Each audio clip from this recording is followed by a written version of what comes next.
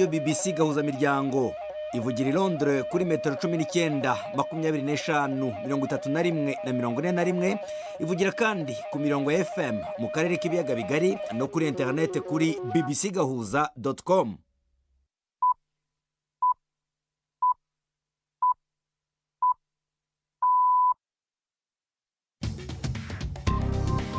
Ubu ni saa 10:30 ku isaha mpuzamahanga ya GMT, ni saa 12:30 ku isaha yo mu Rwanda no mu Burundi.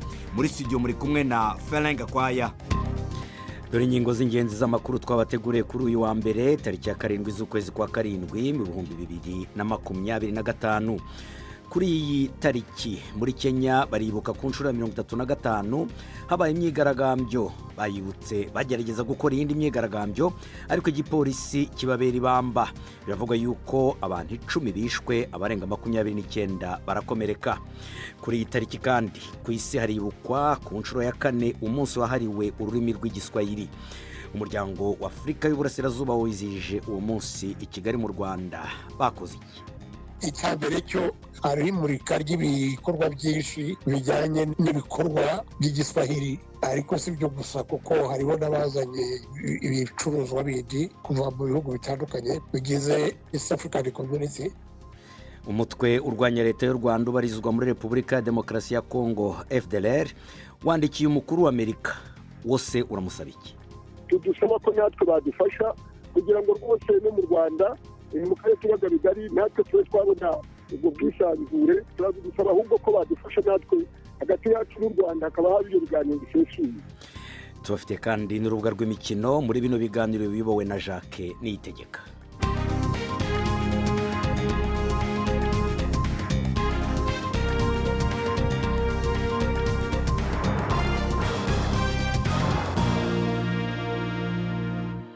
Ibi byose ariko ni mukanya nyuma y'amakuru avugwa hirya no hino mubanza kugezwaho na Prudence Ngyumva.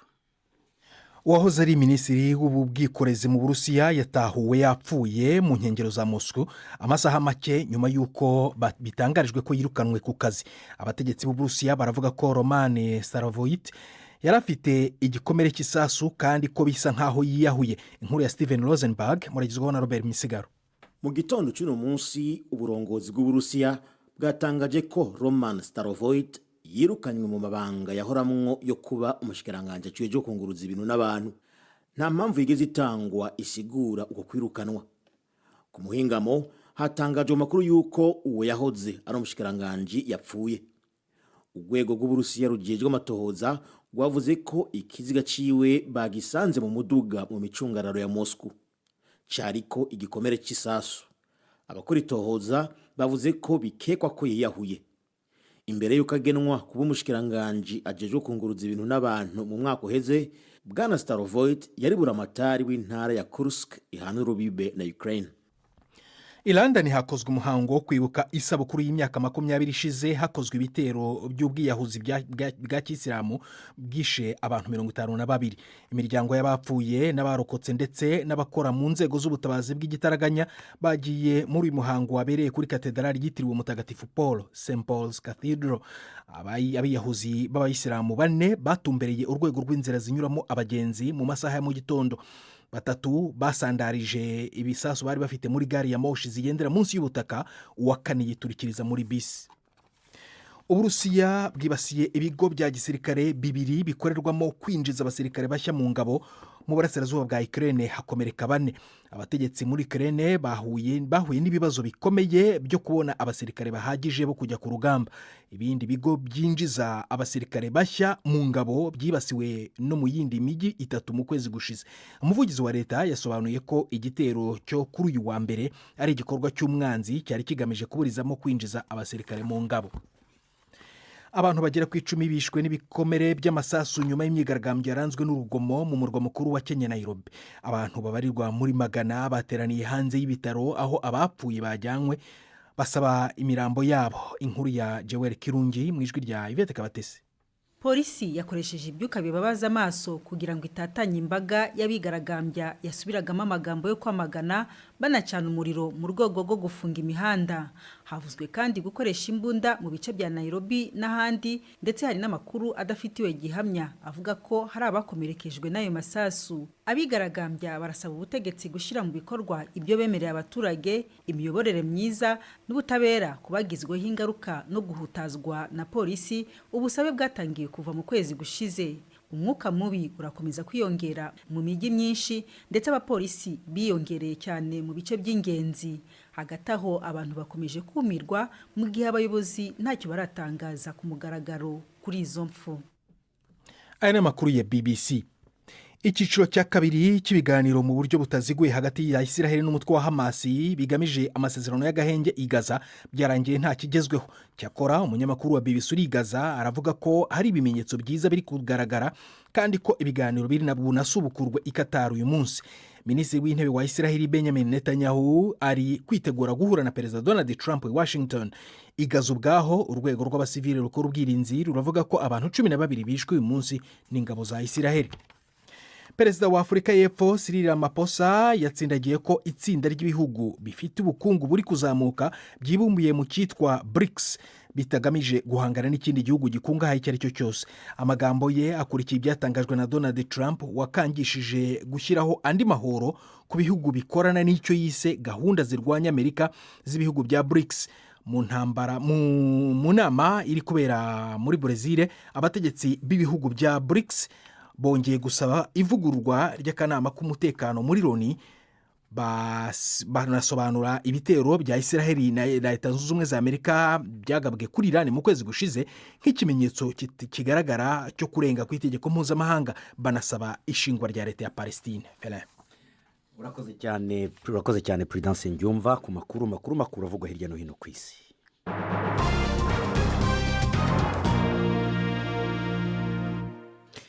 Muri Kenya haravugwa abantu 10 bishwe n'amasasu igihe habaga imyigaragambyo. Abantu babarirwa mu majana bari bagiye ku bitaro biri i Kangemi, aho ni mu nkengero z'umurwa mukuru wa Nairobi, aho iyi mirambo yari iri basaba yuko babaha imibiri y'abantu babo. Igipolisi cyari cyafunze imihanda igana rwagati mu murwa mukuru kugira ngo gikumire abashakaga kwigaragambya mu kwibuka ku nshuro ya 35 imyigaragambyo bise Sabasaba yabaye ku itariki ya 7 z'ukwezi kwa 7 1990. Ibyo byatumye rero imirimo idakorwa mu murwa mukuru wa Nairobi. Mugenzi wanjye Siriake Muhawe nayo ari Nairobi muri Kenya. Mvuganye nawe mu kanya mbanza kumubaza uko iyo myigaragambyo yagenze.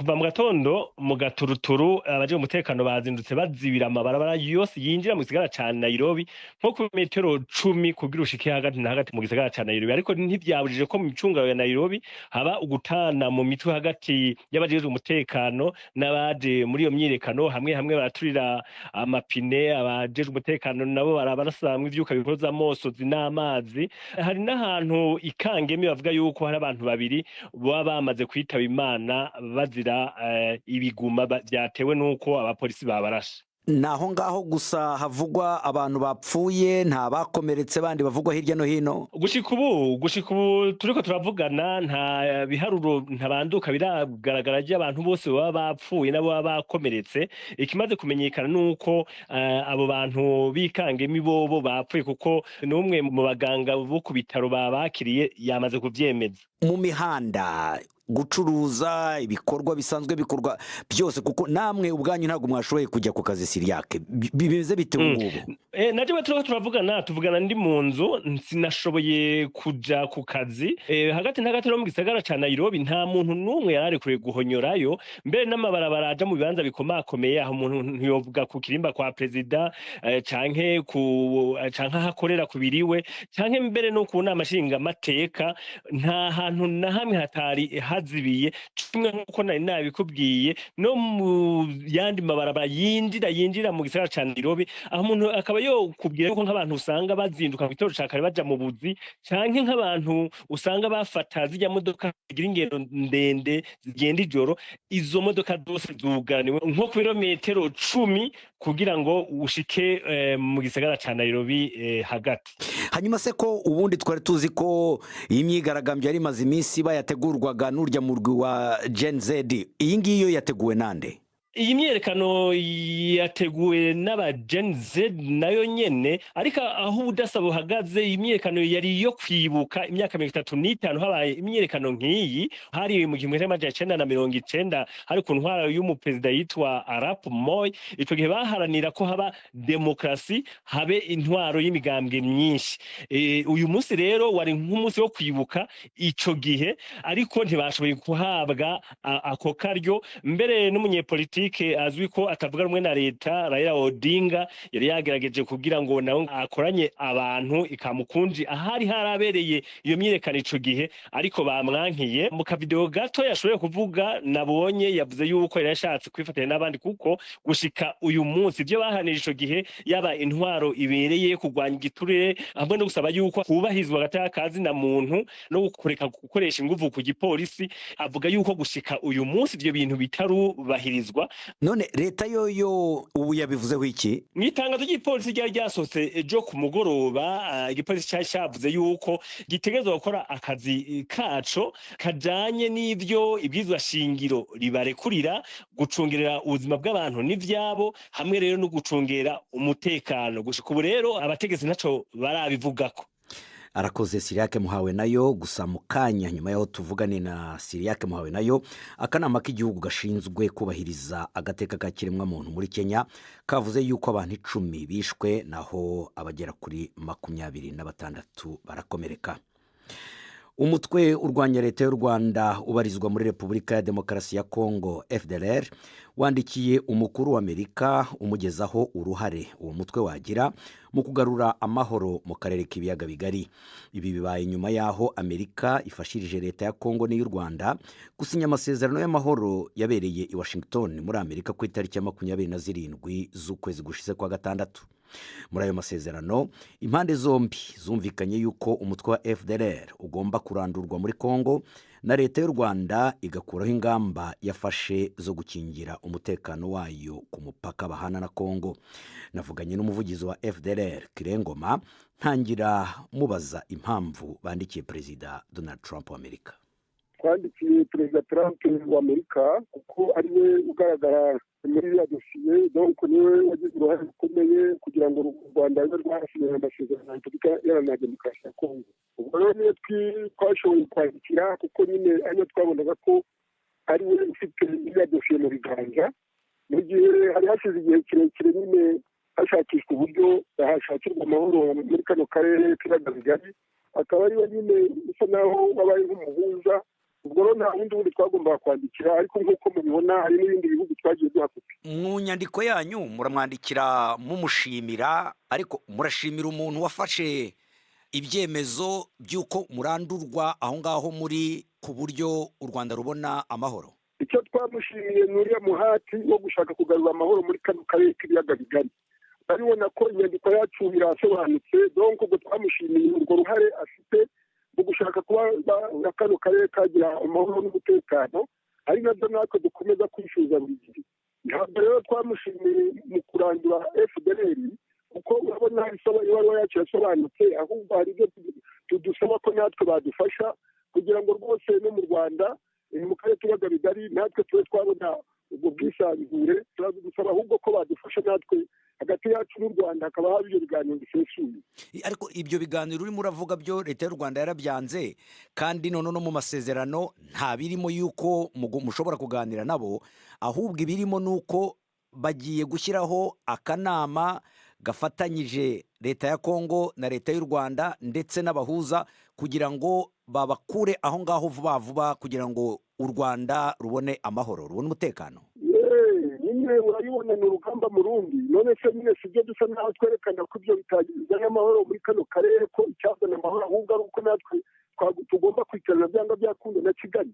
Naho ubundi ibyo byo kuturangiraho nta na rimwe bitigeze biteganwa, ariko nta byigeze biba igisubizo nyacyo. Ubwo ni ukuvuga ibi bemeranyije mwe ntimubyemera? Twemera iyo nzira yo kugarura amahoro, ariko ibyo kuvuga ngo amahoro ngo yaboneka ari uko FDLR bazirangire, ibyo ntabwo tubyemera.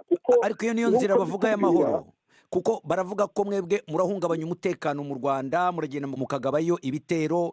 Ejo bundi umuvugizi w'igisirikare cy'u Rwanda yavuze yuko noneho mumaze kugera hagati y'ibihumbi 7 n'ibihumbi 10. Niyo mpamvu bagomba kubacubya bakabarandura kugira ngo u Rwanda rugire umutekano, narwo biriya barusabye mu masezerano rukureho izo ngamba rwari rwarafashe zikingira umutekano ubusugire bw'igihugu cyabo. Rwose twabisobanuye kuva kera, iyo ni pretekisi u Rwanda rwitwaza ibyo ari byo byose, nubwo basa naho babyanditse muri ayo masezerano ariko ntabwo ari ukuri. Donc ibyo no kwitwaza FDL twakomeje kubisobanura, ni nabyo byo twanagaragaje muri iyo baruwa. Nubwo uvuga ngo n'urwitwazo, ariko Kongo nayo yarabyemeye, kandi Kongo nayo yemeye gufatanya kugira ngo babakuremo. None murabigenza mute? Ibyo ngibyo urabibona, twebwe ni urugamba mu rundi. None se urabona ko gusubiza ngo turemera ko baturimbura. Icyangombwa cyo tugomba gukomeza urugamba, gukomeza gusobanura impamvu nyamukuru zatumye twitwa turibo.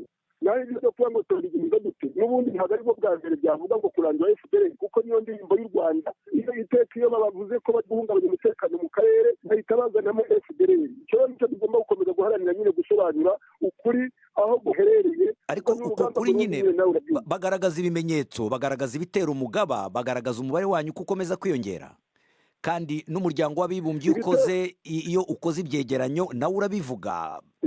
Icyo rero nicyo tugomba nyine gukomeza natwe kwerekana ko ntaho ukuri gushingiye ko kuvuga ngo kuba duhungabanya umutekano w'u Rwanda. Twebwe icyo dusaba ni buriya buryo tuvuga bwo kuganira na leta ya Kigali nayo byo guhungabanya umutekano, byose byazwi, ukuri kurahari rwose kuragaragara kandi ni ubushake. Kirengoma, umuvugizi wa FDLR, atugejeje ku isaha ya saa 11:46 hano i Londres mu Bwongereza, ni ukuvuga saa 12:46 mu Rwanda no mu Burundi. Mukomeje kumva BBC Gahuza Miryango. Mu kanya turajya ku munsi wahariwe igiswahili.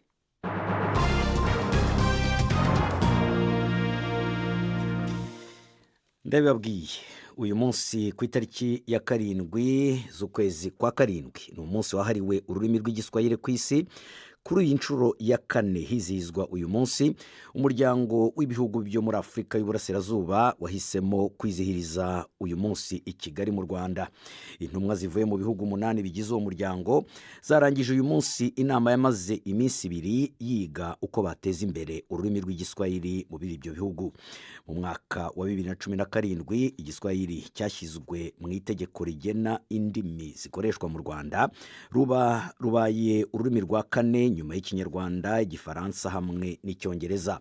Professeur Pacifique Malonga, umaze igihe aharanira iterambere ry'ururimi rw'igiswahili mu Rwanda, yari yatumiwe muri iyo nama kwerekana ibikorwa amaze imyaka akora.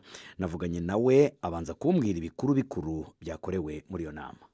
Icyambere cyo hari imurika ry'ibikorwa byinshi bijyanye n'ibikorwa by'igiswahili, ariko si byo gusa kuko hariho n'abazanye ibicuruzwa bindi kuva mu bihugu bitandukanye ko bigize East African Community. Uyu muryango uzi ko ufite ibihugu 8 byose byagiye byohereza rero ababihagarariye.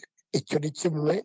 Hariho n'ibiganiro byatanzwe nyine n'abo bantu bavuye mu bihugu bitandukanye, no mu Rwanda birumvikana kuko niho byaberaga. Harimo kwiga ku ngingo zitandukanye zijyanye n'ukuntu igiswahili cyafasha mu iterambere n'ubwacyo kigatera imbere mu buryo bwinshi. Hari ibijyanye na tekinoloji igezweho, ibijyanye na itumanaho, ibijyanye n'ubwanditsi bw'ibitabo, bijyanye ni byinshi, ariko urumva na za disikuru cyangwa se ibiganiro by'abayobozi batandukanye.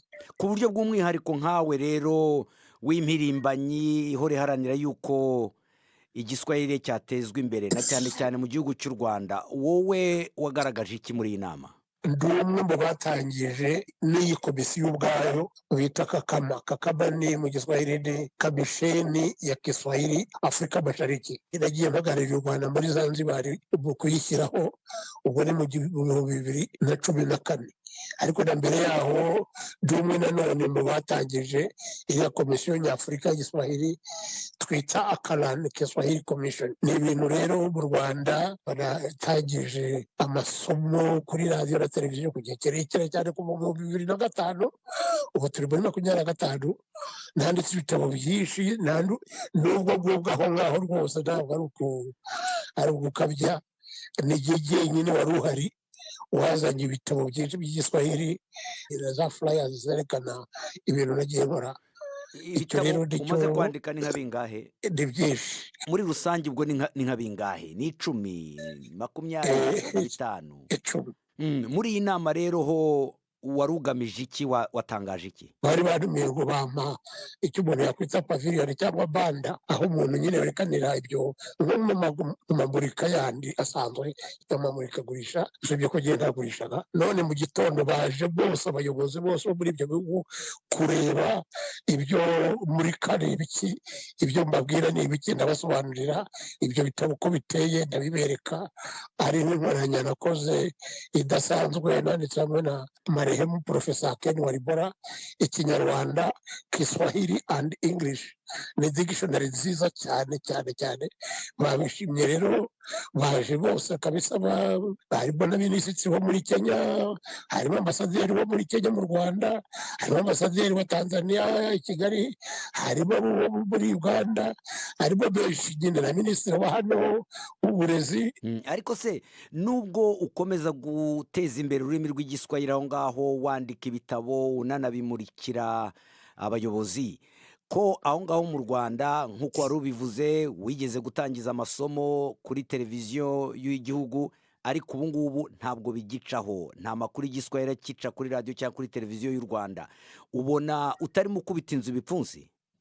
Simbi ntabwo ubeshye, ariko ntabwo ari ukuri 100%, kubera ko nubwo ntabwo namenya gahunda z'ayo maradiyo cyangwa ayo mateleviziyo, ntabwo n'umukozi wabo ntahuriye nabyo. njyewe mbikora nyine nka bikosi cyangwa se nka ofisi yanjye, narabyiyemeje ngomba kubikora. Abandi babikora batabikora, kwa kweli ntabwo naba nkubita ibipfunsi. njyewe narabyiyemeje, iyo mbyiyemeje rero ngomba kubikora kandi bigakoreka. Professeur Pacifique Malonga, umugore wo muri Australia wagaburiye abavandimwe be inyama z'inka zitekeshejwe ibihumyo cyangwa se ibizinu byica, yahamijwe ibyaha 3 byo kwica na kimwe cyo kugerageza kwica. Erin Patterson yatumiye iwe mu rugo abavandimwe b'umugabo we hamwe n'abavandimwe be 2 mu kwezi kwa 7 ko mu 2023. Yari yababeshye yuko agiye kubabwira ibyuko yasanganywe indwara ya kanseri. 3 barapfuye, harokoka umwe gusa. Ni inkuru ya Shamia Khalil mugezwaho na Yvette Kabatesi. Erin Patterson yari yireguye avuga ko ari impanuka. Yavuze ko akunda umuryango umugabo wakomokamo, ko nta mpamvu n'imwe afite yo kubica. Ariko nyuma y'amezi 2 bumviriza ubuhamya, inteko y'urukiko ntiyemeye ibyo avuga. Yabwiye urukiko ko yifuzaga kubaha amafunguro adasanzwe, ariko yabagaburiye inyama z'inka zitekanye n'ibihumyo bifite ubumara bwica. Ubushinjacyaha bwemeza ko yari yashakishije ndetse anabisoroma agambiriye kubigira intwaro yo kwica. Abashitsi 4 yari yatumiye bahise batangira kurwara bikomeye. Hashize iminsi mike 3 muri bo barapfa. Mu minsi yakurikiye yashatse gusibanganya ibimenyetso, ajugunya agakoresho yifashishaga mu gutegura ibihumyo ndetse aryumaho igihe cyose abo bavandimwe bariho bapfa. Ubushinjacyaha bwamuhamije gukomeza kuvuga ibinyoma byinshi ku buryo byari bigoye kumenya ukuri. Erin Patterson afite iminsi 28 yo kujuririra icyemezo cy'urukiko. Inkuru ya Shaima Khalil. Reka mbere yuko tujya mu rubuga rw'imikino, tubanze tubahonje gato ku bizavugwa mu runana ejo kwa 2.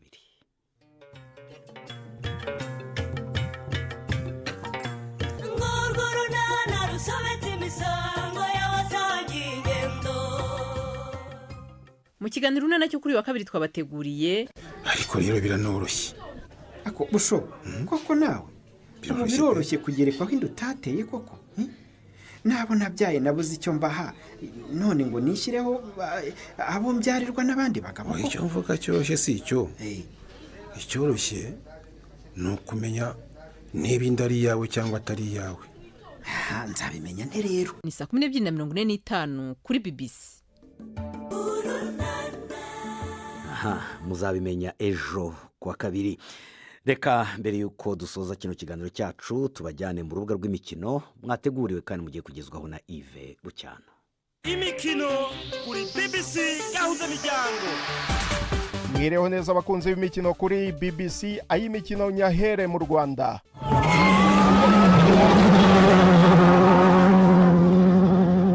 Mu modoka ya Skoda Fabia R5, Samani Vola uturuka mu gihugu cya Kenya yatsinze irushanwa mpuzamahanga ry'isiganwa ry'imodoka rya Rwanda Mountain Gorilla muri rusange akoresheje isaha imwe iminota 48 n'amasegonda 59 mu duce dutandukanye. Imodoka zisiganwa mu burasirazuba bw'u Rwanda gutsinda iryo siganwa bimuhesha amanota 35. Muri rusange yamaze kugira igiteranyo cy'amanota 71, akaba ku mwanya wa gatatu ku rutonde rwo guhatanira ikamba rya Afrika.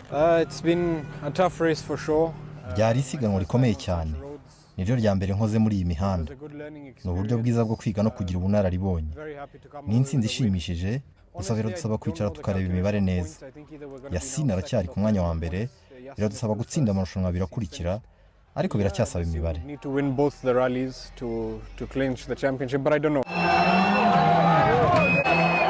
Yasin Nasser wa Uganda ukinisha imodoka ya Ford Fiesta aracyayoboye urutonde n'amanota 86. Yashoje isiganwa ryo mu Rwanda ari ku mwanya wa 4 kubera hanini ibibazo imodoka ye yagize ku munsi wa kabiri w'isiganwa.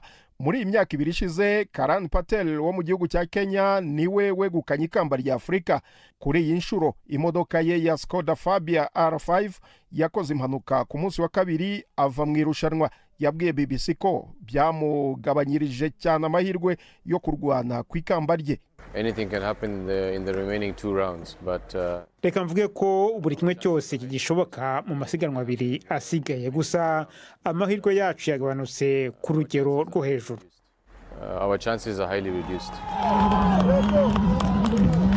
Patera amaze kwigarurira imitima ya benshi mu bakunzi b'umukino w'isiganwa ry'imodoka kubera ubuhanga bwe. Kuba yaravuye mu rugikubita byababaje benshi, nk'uyo Mohamed Razak. Twari tuje gufana Karan Patel ariko yagize ibibazo nyine avamo, nk'uko yavuyemo no muri Kenya mu minsi ishize. Ndumva uyu mwaka nta mahirwe afite yo gutsinda championship yo muri Afrika. Imodoka 21 nizo zatangiye irushanwa, hasoza 13. Isiganwa ryo mu Rwanda rizakurikirwa n'irizabera i Burundi mu kwezi gutaha, mbere yuko umwaka w'amarushanwa y'isiganwa ry'imodoka muri Afrika asozwa n'irizabera muri Tanzania mu mpera z'ukwezi kwa 9.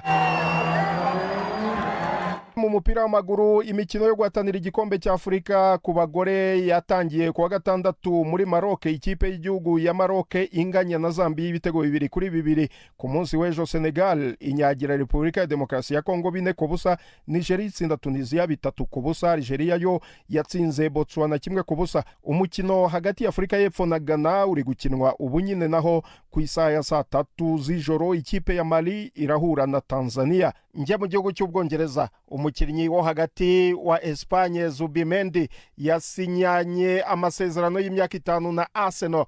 Martin Zubimendi yanze kwerekeza mu ikipe ya Liverpool, ariko ku cyumweru yaguzwe na Arsenal kuri miliyoni 60 z'amapaundi avuye mu ikipe ya Real Sociedad. Uyu mukinnyi wo hagati w'imyaka 26 yakinnye imikino 236 mu ikipe ya Real Sociedad muri shampiyona ya La Liga, atsinda ibitego 10. Bije mu gihe Arsenal ishishikajwe cyane no gusinyisha rutahizamu Victor Gyökeres mu minsi mike ishoboka ngo uyu munyaswede w'imyaka 27 ukinira ikipe ya Sporting Lisbon yo mu gihugu cya Portugal nawe ngo arababarizwa mu ikipe ya The Gunners. Amakipe yombi aratangaza ko ibiganiro biri kugenda neza. nsoreze ku mikino y'igikombe cy'isi cy'amakipe izakomeza ku munsi w'ejo hakinwa kimwe cya kabiri. ikipe ya Fluminense yo muri Brazil izahura na Chelsea, naho ku wa gatatu ikipe ya Paris Saint-Germain ikazakina na Real Madrid. Paris Saint-Germain y'abakinnyi 8 yakuyemo Bayern yitsinze ibitego 2-0, naho Real Madrid yo yasezereye Dortmund yitsinze ibitego 3-2. Ayo niyo y'imikino nabateguriye uyu munsi. Gendi Yves Bucyana. arakoze Yves Bucyana nawe udushoreje amakuru uyu munsi. Gusa mbibutse yuko muri Kenya mu gihe barimo bashaka kwibuka ku nshuro ya 35 imyigaragambyo bise Sabasaba, hageragejejwe gukoroga imyigaragambyo ariko igipolisi kiburizamo, hapfa abantu 10 hakomereka barenga 29. Ibi biganiro byari bihagarariwe na Jacques Niyitegeka, mwari kumwe na Ferenga Kwaya. Mukomeza mukurikirana ibiganiro byacu ku rubuga rwacu rwa BBC Gahuza. Na hejuru.